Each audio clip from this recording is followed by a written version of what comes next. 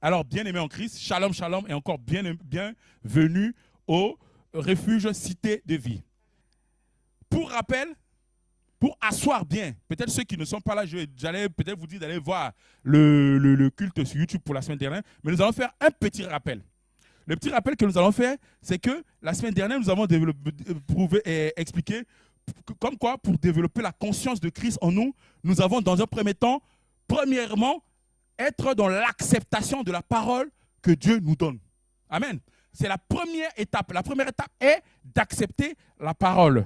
Et lorsque nous acceptons la parole, nous sommes en koinonia, en connexion, en communion avec le Seigneur. Nous sommes en union avec lui. Nous avons vu dans Colossiens 2, à partir de verset 6, où nous avons dit, version c'est meilleur après.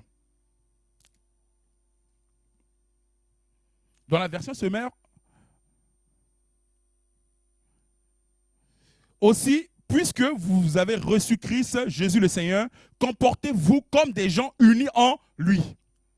Cela veut dire que tu ne peux pas être en Christ et te comporter d'une autre manière que ce que lui, il est. Nous allons continuer. Enracinez-vous en lui, construisez toute votre vie sur lui et attachez-vous de plus en plus fermement à la foi, conforme à ce qu'on vous a enseigné. Agissez ainsi en adressant à Dieu de nombreuses prières de reconnaissance. On continue. Veillez à ce que personne ne vous prenne au piège de la recherche d'une sagesse qui n'est que tromperie et illusion, qui se fonde sur des traditions toutes humaines, sur les principes élémentaires qui régissent la vie des gens de ce monde, mais non sur Christ. On va revenir un tout petit peu. 8. Lorsque la Bible nous dit ici de veiller à ce que personne ne nous prenne en piège, il a dit tout simplement, c'est tellement lucide, tout cela n'est que tromperie et illusion. Il n'y a pas d'autre voie d'être dans la plénitude que la voie de Christ. Amen. Nous irons verset 9. Car c'est en lui, voilà, dans son corps qu'habite toute la plénitude de ce qui est de Dieu. Vous cherchez d'autres voies. Oui, c'est vrai, nous pouvons avoir des gens dont nous avons besoin pour nous conduire, pour nous orienter. Mais à un moment donné, comme on nous a toujours enseigné, c'est de faire une vraie rencontre et d'être autonome. On va revenir dessus, frère. C'est en lui. Donc, il faut faire une vraie quête, à faire une vraie rencontre du Christ. À être conscient de sa présence en toi. On va aller verset 10 rapidement. Et par votre union en lui, vous êtes pleinement comblés. Car il est le chef de toute autorité et de puissance et de toute puissance. Amen. Lorsque nous voyons ce passage, le mot-clé, il y a beaucoup de mots-clés. Il y a l'union. L'union. Nous devons être unis avec lui, je l'ai déjà dit. Donc, nous ne pouvons pas être tout le temps en désaccord avec lui ou en mésentente avec lui. Lorsque nous avons Christ en nous, nous devons accepter. L'exemple que nous avons pris la semaine dernière, c'est l'exemple d'un coach. Lorsque vous voulez perdre du poids, vous voulez faire un régime, vous avez un coach assigné et qui vous dit ne mangez pas ci, ne faites pas ci, et que vous faites autre. Comment est-ce que vous pouvez vous attendre à avoir les résultats que lui a prévus pour vous? C'est de cette même manière que lorsque tu as Christ en toi, il te donne les insignes, les enseignements, il te donne les consignes, de sorte que tu puisses être à son image. Tu ne peux pas te dissocier de ce que lui. Moi, je te donne une parole, tu fais autre chose. Comment est-ce que tu peux... On est en désaccord, c'est ce que ça veut dire. Beaucoup de chrétiens vivent la vie de chrétienté par formalisme, mais dans leur propre vie de tous les jours, ils n'acceptent pas la vie ou bien la parole ou bien ce que Dieu nous dit de faire. Parfois, on estime que c'est trop dur. Alors que lorsque le coach, pour notre perte de poids, il nous dit de nous réveiller à 5 heures, on n'a aucun souci. Parce que nous avons un objectif à atteindre. Lorsqu'il nous dit de ne plus manger tel ou tel, on n'a aucun souci. Mais lorsqu'il s'agit de la parole de Dieu, nous voulons tout le temps discuter. C'est quoi le souci? Bien aimé, c'est l'occasion ici pour que tu puisses prendre conscience de l'importance de cette union. On va aller directement au verset 10. Au verset 10, qu'est-ce qu'il dit au verset 10? Il dit au verset 10, vous avez tout pleinement en qui? En lui, qui est le chef de toute domination et de toute autorité. Donc, par lui, nous avons reçu. Et comment? Pleinement. Il a dit là-bas, pleinement. Lui, là, c'est qui? C'est Jésus. Nous n'avons pas reçu tout simplement à partie. Nous avons reçu pleinement, ça veut dire ici, si tu ne sais pas, je vais te dire tout simplement, pleinement veut dire ici à 100%. Vous avez tout pleinement en lui. Qui est lui? Le chef de toute domination et de toute autorité. Il est au-dessus de tout. Et il te donne ces possibilités d'avoir la plénitude. Lorsqu'il dit pleinement, il y a d'autres, c'est-à-dire complètement, de façon intégrale, sans limite, sans réserve, sans restriction. Il t'a donné tout en lui. Mais qu'est-ce que tu cherches ailleurs, bien-aimé? Lorsque nous acceptons Christ en nous, nous devons véritablement l'accepter en totalité. Nous ne pouvons pas faire comme fast food où il y a des paroles où on accepte, où il y a d'autres, on dit non, je ne prends pas ça, je prends ci. Bien-aimé, c'est la raison pour laquelle tu trames. C'est la raison pour laquelle certaines choses n'avancent pas et tu es en train d'accuser le monde entier. Tu es en train d'accuser ton pasteur. Tu es en train d'accuser tes frères. Même ta pauvre grand-mère au village, tu l'accuses. Bien-aimé, je te garantis que la résolution de ton problème est en toi. La seule chose que tu as à faire, c'est de prendre conscience de ce qui est en toi, qui est à l'intérieur de toi. C'est de prendre conscience, tout simplement. C'est ce que nous avons développé. Ça, c'est le premier point, c'est d'abord accepter la parole de Dieu. Mais accepter la parole de Dieu, oui, c'est bien. Mais c'est également de renverser les forteresses. Lorsque nous parlons des forteresses, nous parlons de nos convictions, de nos habitudes, nos vieilles habitudes, nos vieils hommes. Lorsque nous venons en lui, nous faisons un. Nous faisons tout simplement communion avec lui. Nous ne pouvons plus garder nos anciennes manières. C'est bien dommage. Tu ne peux pas, ce n'est pas possible. Lorsque tu acceptes de prendre conscience qu'il est en toi, maintenant tu le laisses te guider. Tout ce que tu avais comme ancienne conviction, tout ce que tu avais comme ancienne manière de fonctionner, tu ne le fais plus. Tu ne le fais plus. Tu acceptes que cette mentalité que tu avais, tu mets tout de côté. Maintenant, tu te remets tout simplement à sa parole et accepter. Peu importe, comme j'ai dit pour le code, lorsqu'il te donne la liste des choses à faire, tu le fais tout simplement. Oui, je ne dis pas que c'est facile. Je ne dis pas que c'est voilà, en un clin d'œil. Mais tu dois prendre une décision. C'est une décision. Passe à l'habitude de prendre cet exemple. Tu ne peux pas dire que tu viens, comment on appelle ça, tu t'engages à rentrer dans la vie de quelqu'un, à te marier, à être épouse, et tu continues à vivre ta vie avec tes enfants, tes copines, tes amis avec qui vous étiez en train de sortir. Chaque jour, tu continues à te comporter comme une personne qui est encore célibataire. Ça ne marchera pas. Dorénavant, tu dépends d'une personne et vice-versa. Hein? Vice-versa. Tu ne peux pas être aussi un homme parce que tu as épousé l'enfant d'autrui et tu vas toujours continuer ta vie d'antan. Sortir, revenir à 4 h du matin, sortir à faire ce que tu veux. Non, ce n'est pas du tout possible. Si tu continues à faire ça, cela veut dire que tu n'acceptes pas cette nouvelle vie. Prends conscience, parce que là où ça va aboutir, toi et moi nous connaissons. À un moment donné, au début, la personne va accepter dans le but que tu changes. Mais si tu continues toujours à avoir une vie, permettez-moi, de débaucher une vie qui n'est pas pour la gloire qui ne représente pas son couple, à un moment donné, la femme aussi elle va refuser. Vice-versa pour l'homme. Donc c'est comme ça, nous acceptons Jésus, mais nous voulons toujours être, comme dans le monde d'aujourd'hui, là il y a les véhicules hybrides, nous voulons être chrétiens hybrides, mi-monde, mi-chrétien. Quand il dit quelque chose qui nous va dans notre sens, on l'accepte. Quand quelque chose ne va pas dans notre sens, il dit non, ça, je n'accepte pas. Jamais, je n'accepterai pas. Mais lui aussi, il y a des choses qu'il a réservées pour ceux qui sont en union en lui. Mais le jour où tu vas vouloir prétendre avoir ça, ne sois pas surpris que lui aussi dit jamais avec toi. Parce qu'il ne veut pas que tu l'amènes. Parce que tu fais un en lui. C'est ton image. Comment est-ce que vous vous imaginez une personne? Moi, je suis marié et je viens m'exhiber là-bas. Mais ma femme, elle ne va pas accepter, elle sera choquée. C'est parce que c'est notre image, c'est son image que je tremble. Je traîne dehors.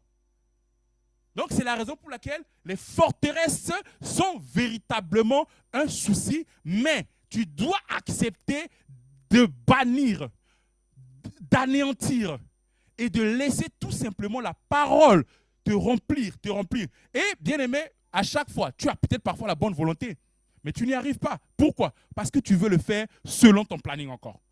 Non, je prends 2 jours de jeûne pour enlever la colère. Je prends 2 jours de jeûne pour enlever tel comportement. On a souvent, c'est une tradition que nous avons. Qui t'a dit ça? La solution est là, tout simplement. Laisse Christ vivre en toi. Enlève toutes tes convictions, tes forteresses là. Enlève. Ton comportement doit refléter la vie du Christ. Il y a des gens qui ont accepté Jésus. Et est-ce qu'ils ont conscience de qui ils ont en eux? Je ne sais pas. Qui continuent à trimballer leur vieux démon. Tu vas entendre un chrétien du 21e siècle qui te dit « Ah, j'ai un démon et depuis on le chasse, il ne s'en va pas. » Je ne sais pas, mon comportement là, c'est un démon qui m'a possédé. Dans notre famille, nous sommes comme ça, nous sommes ainsi, et voilà, le démon a été chassé. Bien aimé, de quel Christ tu parles? Christ que je connais là? Hein? Ou bien tu parles d'une autre personne? Ou tu n'as pas conscience encore de qui tu es? Tu n'as pas conscience qu'il est en toi? Bien aimé, si c'est le cas, prends le temps. La semaine dernière, nous en avons parlé. Mais es-tu véritablement conscient de la présence du Christ en toi? Hein, bien aimé? J'attire votre attention. Ah oui, oui, oui. Parce qu'il y a des gens véritablement qui continuent avec cet esprit à être hantés par des péchés, par des choses qu'ils ont fait par le passé avant de devenir en Christ. Bien aimé, la Bible dit, quand tu viens en lui, toutes choses sont devenues nouvelles. Tu entends des gens que non, parce que quand j'étais au collège, quand j'avais eu, non pardon, collège même c'est trop loin. Quand il y a quelques années, j'avais posé tel acte, j'avais, comment on appelle ça, posé tel acte, c'est ça qui me suit jusqu'à maintenant. C'est faux. Tu l'avais fait en fonction de la mentalité que tu avais en cette période-là. La mentalité que tu avais dans cette période, c'était normal ce que tu faisais. Mais maintenant, tu es en Christ, tu es devenu une nouvelle créature. Tu avais beau avorter, tu avais beau, je ne vais pas te dire que j'encourage que tu es, c'est un exemple. Tu as fait quelque chose, par exemple, de mal. Pas parce que tu avais fait qu'aujourd'hui, ça va te suivre. Quand tu es en Jésus, il a été crucifié à la croix avec tout ça là, avec tous ces péchés là. Il a été crucifié. Et lorsqu'il est ressuscité, il vit en toi, tu es devenu une nouvelle créature. Ce n'est pas tout simplement une peinture qu'on a changée sur ta peau pour que ta peau était bleue devienne vert. Non, il s'agit de l'intérieur. Tout ce qui était à l'intérieur de toi, qui était pourri, qui était mauvaise pensée, mauvais comportement, bien aimé, Jésus a déjà tout crucifié à la croix. Il y a des gens qui continuent à s'identifier à leur famille, aux familles d'où ils viennent. Ah, dans notre famille, on ne réussit pas. Et moi, je me souviens avoir connu dans un pays une race, des gens qui ont un métier donné et ils pensent que leurs enfants ne peuvent pas faire autre chose. Et même quand leurs enfants vont à l'école, c'est pour aller apprendre à lire et écrire et venir faire ce qu'eux aussi ils font. Tu vas voir, l'arrière-grand-parent, le grand-parent, les papas, les enfants, les petits-enfants, arrière-petits-enfants, ils ont de génération en génération, sont dans la vente de cacahuètes par exemple. Parce que c'est comme ça ils ont été. Et c'est même difficile même d'aller scolariser leurs enfants. Au point où le gouvernement de ce pays a commencé à sensibiliser, à même prendre les enfants. C'est même dommage, les enseignants qui ont fait. Il y a des enfants, ils les trouvent excellents à l'école, mais du jour au lendemain, on ne les voit pas. Et après avoir remonté cette information, on a fait des enquêtes. Maintenant, on va même chez eux, on prend les enfants de force pour les ramener à l'école. Parce que les maîtres ou bien les maîtresses ont vu que l'enfant là était premier de la classe, mais depuis, ils ne le voient pas. On dit non, pourquoi? Et on le voit, il est en train de vendre les cacahuètes. Non, parce que dans notre famille, c'est comme ça, on ne va pas loin. J'allais lire et écrire pour venir vendre nos cacahuètes. Vous voyez un peu? Donc, bien aimé, il est très, très, très important que nous puissions nous dissocier des choses terrestres. Quand tu viens en Christ, ne vois plus les choses avec les réalités de la terre. Ne vois plus les choses autrement. Ne vois pas les choses pour dire non, moi je ne peux pas, on ne peut plus, on ne peut pas ceci. Non. Nous avons eu des témoignages ici. Des témoignages des gens qui s'estiment ne pas être qualifiés. Et de toi et moi, humainement et logiquement, on sait qu'ils n'étaient pas qualifiés. Mais qu'est-ce qui s'est passé? Il y a eu, on va dire, quelque chose d'extraordinaire. Si ces personnes-là étaient là tout simplement à se morfondre, à toujours se dire que non, ici, là, ce n'est pas ma place. Ils ne vont jamais oser. Ils ne vont jamais oser. C'est parce qu'ils savent que tout est possible à celui qui croit. C'est pour ça qu'ils ont osé et on a vu les fruits. Des postes où il faut être ingénieur pour y accéder. Ton frère, ta soeur, il me dit tout simplement que moi, je ne suis pas encore ingénieur, je suis licencié. Et je travaille même dans cette entreprise en tant qu'hôtesse d'accueil. Hôtesse d'accueil, les gens là viennent passer seulement à côté d'eux. Mais maintenant, elle a aussi un bureau où elle partage avec ceux qui sont des ingénieurs. Qu'est-ce que tu veux en parler? Qu'est-ce que tu veux me dire? Si ce n'est pas Dieu. Cela ne veut pas dire qu'elle a croisé les bras. Mais elle ne cochait pas toutes les cases pour avoir à ce poste. Parce qu'il faut être ingénieur. Elle a l'habitude de dire que j'ai une petite licence. Ce n'est pas une petite licence, hein, c'est une grande licence. Et quand elle dit ça, ce n'est pas une petite licence. Mais parce que tu as pris ta petite licence, tu as associé Dieu. Lorsque Dieu s'associe à ta petite licence, ça devient plus que doctorat. C'est parce que toi, tu te limites. On en a vu. On en a vu des témoignages ici. J'ai même un témoignage. Je vais le faire vendredi. On prie souvent ici, les vendredis. On vous dit de venir prier, vous ne voulez pas. On prie. Il y a un sujet sur lequel on a prié. Je vais témoigner ça vendredi. Ce n'est pas le moment. Une situation où tu dis que non, c'est compliqué actuellement en France. Les documents administratifs, c'est compliqué. Les choses. Parfois, mon entourage se plaint même plus que moi. Moi, je vis tranquille. Et si je vous fais un témoignage, vous n'allez pas croire. Cette sérénité que j'ai dans la situation que j'avais là, je vous assure que ceux qui sont à côté de moi avaient plus peur. Et moi, c'est là même, je lui ai dit non, mais vous me transmettez votre stress. Moi, je suis sérieux, mais pourquoi vous vous inquiétez pour moi? Parfois, c'est mal pris. Mais pourquoi? C'est parce que j'ai basé une foi en Christ. Je suis conscient de celui qui est en moi et je sais que tout concourt au bien de ceux qui l'aiment. Je n'ai pas de doute, moi je l'aime. Ça veut dire que tout concourt à mon bien. Je ne me plains pas. Et que cela soit ton témoignage également. Il faut juste prendre conscience de Christ en toi. Bien-aimé, je vais te faire le témoignage également d'une personne. Parce que nous avons toujours tendance à vouloir faire les choses en fonction de, comme j'ai dit, notre origine, notre compte en banque. Il y a des projets qu'on veut faire. On dit non, je ne peux pas parce que je ne peux pas.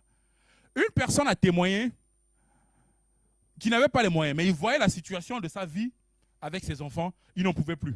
La famille grandissait, mais ils étaient dans une précarité qui ne disait pas son nom. Il a suivi une prédication où on lui a dit, voilà, en tout cas, s'il croit, il voit la chose, ça va se réaliser. Et cette chose, c'est quoi? Quelqu'un, il n'a même pas les moyens, il dit, il veut une maison, il veut une villa. Et c'est là, lorsqu'on vous dit, l'obéissance vaut mieux que les sacrifices, ce n'est pas faux. Ce monsieur était en train de prier tout le temps pour ce sujet. Et un jour, Dieu lui a révélé dans sa prière une personne avec qui il était en conflit. Combien d'années, il ne sait même plus. Combien d'années, il ne sait même plus. Mais Dieu lui a dit d'aller demander pardon. Et à l'époque, il avait raison de cette séparation. Il dit non, tu ne peux pas continuer comme ça, il faut aller demander pardon.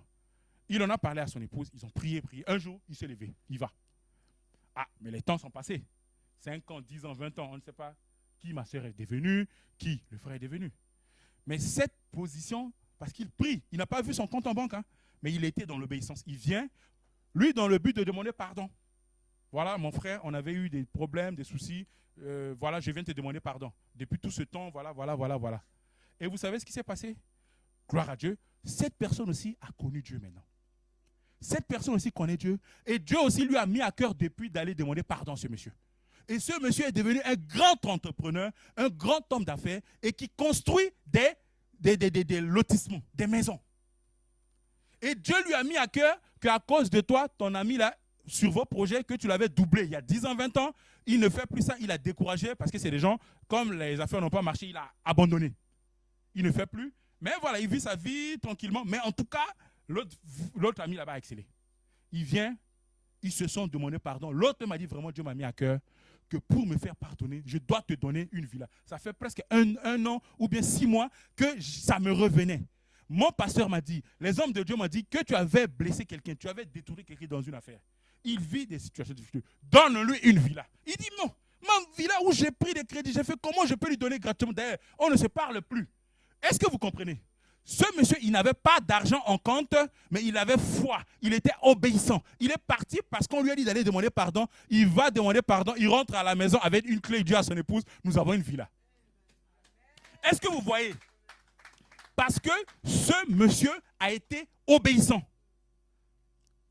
Lorsque nous avons Christ en nous, il y a des choses qui peuvent paraître comme des humiliations.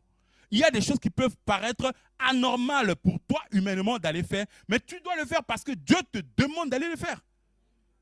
Moi, j'avais témoigné également de mon cas ici, où j'avais aussi des difficultés avec un frère à qui j'ai demandé pardon. J'étais dans les difficultés, mais bizarrement, le jour où je demande pardon, le lendemain, toutes les situations de ma vie ont décompté jusqu'à maintenant. Donc, bien aimé, lorsqu'on te dit accepte Christ et laisse Christ se manifester en toi, ce n'est pas que de 20 mots. Ce n'est pas une mythologie. Peut-être que je suis allé trop vite. Le thème de ce jour, c'est es-tu conscient de la présence de Christ en toi? C'est le thème du jour. Je te repose la question. Es-tu conscient de la présence du Christ en toi? Lorsque tu as Christ en toi, rien n'est impossible à toi. Rien n'est impossible. Ce que les hommes vont dire, pour toi là, ouverture, passage, nouvelle vision, nouvel horizon, nouvelle vie, nouvelle composition, nouveau travail, nouvelle inspiration, de nouvelles choses tout simplement dans ta vie. Toi-même, tu ne te reconnais pas. C'est-à-dire, il y a des situations dans la vie, dans le travail, il y a des choses qui t'arrivent. Ne t'inquiète pas. Parce que Dieu en toi, il sait ce qu'il est en train de faire pour toi. Il y a des routes, des chemins que toi tu as tracés humainement, mais lorsque tu y vas, il y a des circonstances qui viennent pour dérouter, pour te tourner, pour que tu puisses tourner à gauche. Tu penses qu'il t'a oublié. En réalité, il ne t'a pas oublié. Il t'a orienté dans la vraie destinée. La destinée pour laquelle il a prévu pour toi. Donc, bien-aimé, sois conscient. Sois conscient. Je n'ai pas envie de prendre beaucoup de temps mais vraiment, sois conscient de la Christ en toi. Sois conscient de la présence de Christ en toi et tu verras la manifestation. C'est la seule chose qui te manque. C'est pour ça que je t'ai reposé la question au travers du thème. Es-tu vraiment conscient? Parce que quand on te parle, on te dit, est-ce que tu es vraiment conscient de telle chose? Ça veut dire que la chose, tu détiens une richesse. Tu détiens de l'or, mais tu n'as pas conscience. Il y a un adage chez moi, dans mon pays, où on dit, ceux qui n'ont pas les dents, vous allez, quand tu n'arrives pas, tu as quelque chose dans la main et tu n'arrives pas à exceller avec, on dit, celui-là, il a des maïs dans la main, mais il n'a pas les dents pour les manger. Je ne sais pas si on comprend. Lorsque tu as Jésus en toi et tu n'as pas conscience, c'est comme si c'est comme si tu as un maïs entre les mains et puis tu n'as pas les dents pour manger. Bien-aimé, je t'exhorte, je t'encourage véritablement à développer et à prendre conscience de la présence de Christ en toi. Lorsque je disais tout à l'heure que ce n'était pas une mythologie, nous allons voir dans Colossiens 1, verset 27.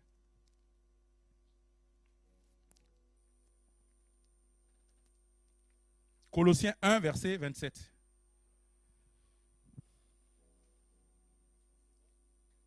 Français courant. Car Dieu a voulu leur faire connaître ce plan secret, si riche et si magnifique. Car Dieu a voulu leur faire connaître ce plan secret, si riche, si magnifique. Souligné. Élaboré en faveur de tous les peuples. Et voici ce secret. Le Christ est en vous et il vous donne l'assurance que vous aurez part à la gloire de Dieu. Autrement dit, si on remonte un peu en arrière, la part de la gloire de Dieu là, vous avez votre part dedans. Non, je vais reprendre. La gloire de Dieu là, vous aurez votre part dedans. Comment? Avec cette assurance. Vous devez avoir cette assurance là, que vous avez votre part dedans. Il n'y a même pas de doute. Lorsque je vois ce verset, il dit, si riche et si magnifique. Waouh! Cela veut dire quoi? Que Dieu a concocté un cadeau, un secret. Moi, je viens comme ça, devant toi.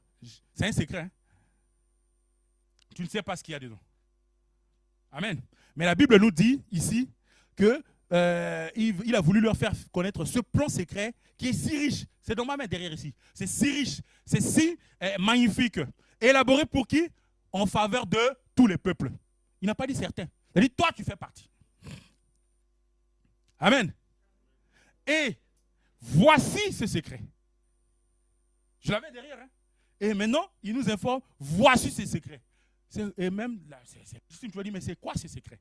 Il te répond, ce secret, c'est qu'il vous donne une assurance que vous aurez part à la gloire de Dieu. Est-ce que ce n'est pas merveilleux?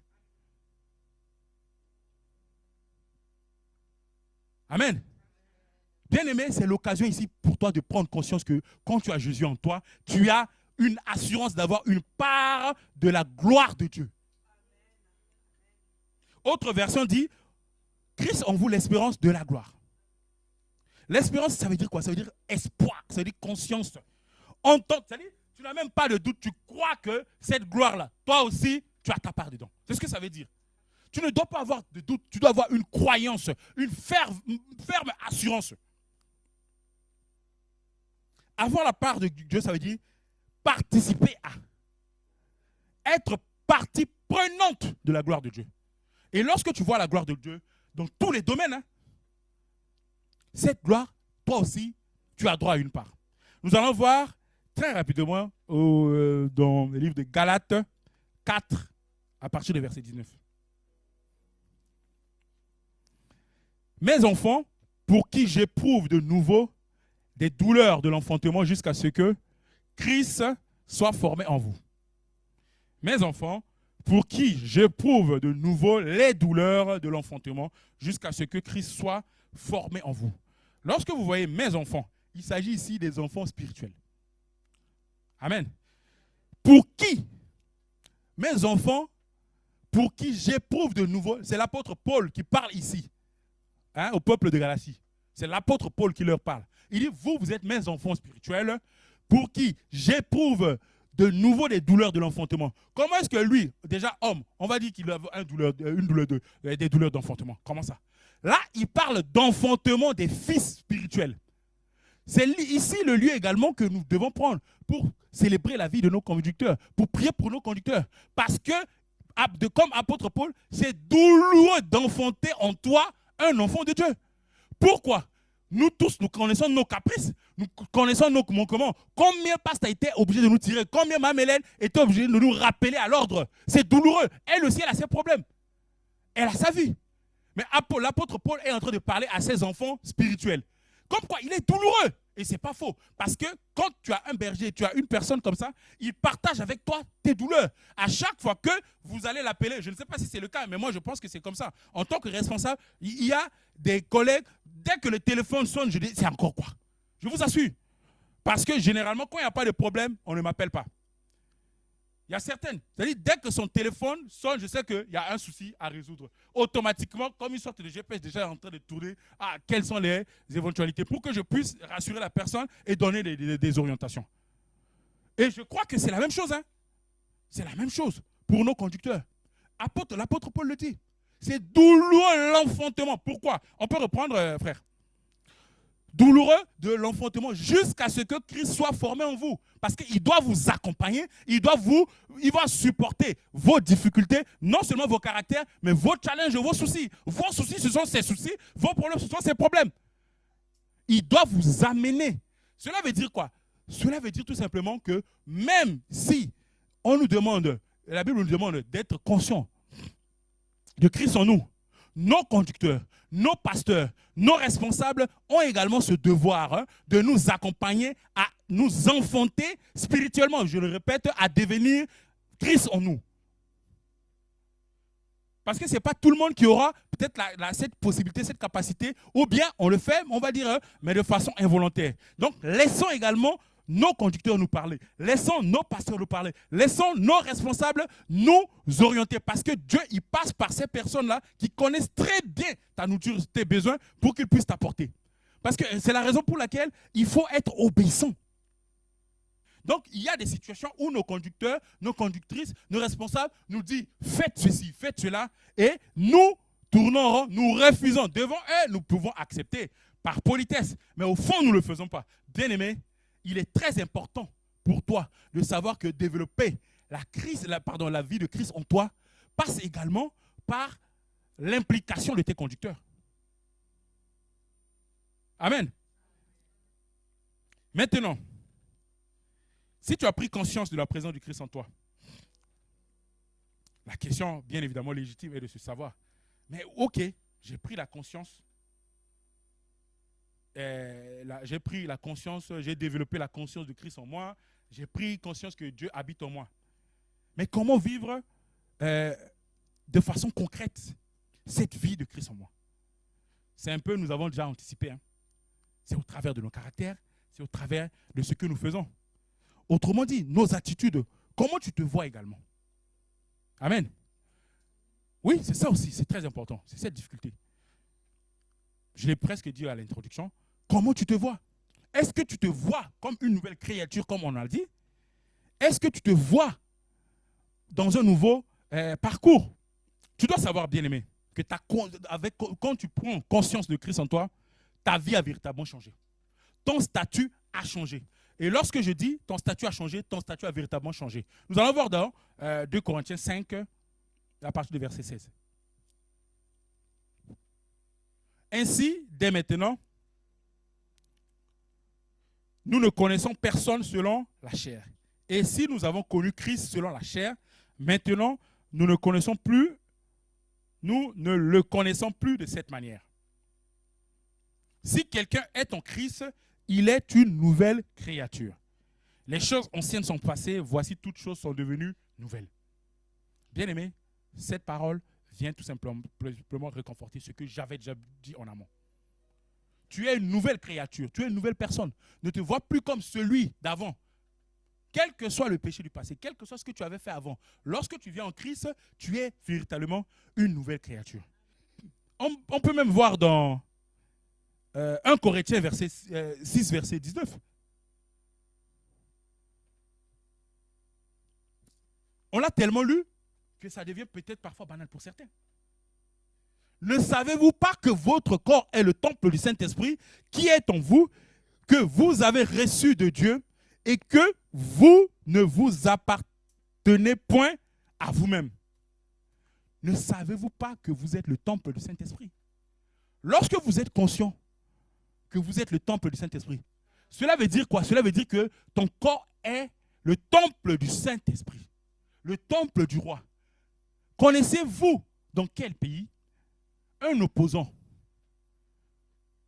qui va prendre ses bagages et dit non, je vais venir dormir dans la maison où dort le président, où dort le roi? Mais ce n'est pas possible.